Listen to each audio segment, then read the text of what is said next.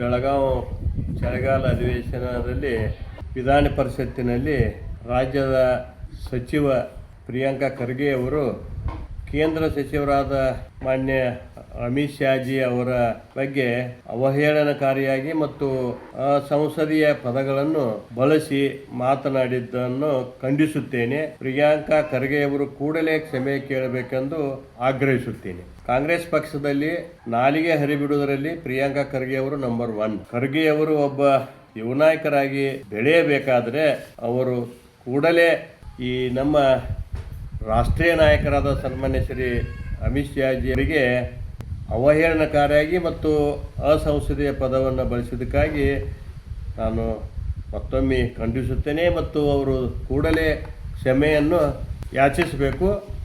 ಇಲ್ಲದಿದ್ದರೆ ನಾವು ಅವರಿಗೆ ರಾಜೀನಾಮೆ ತಗೊಳ್ಳೋ ತನಕ ಬಿಡುವುದಿಲ್ಲ. ನಾವು ಉಗ್ರ ಹೋರಾಟವನ್ನು ಜಿಲ್ಲಾದ್ಯಂತ ನಾವು ಮಾಡ್ತೇವೆ ಅನ್ನುವಂಥ ಮಾತನ್ನು ಹೇಳಲಿಕ್ಕೆ ಇಚ್ಛೆ ಪಡುತ್ತೇನೆ. ನಮಸ್ಕಾರ.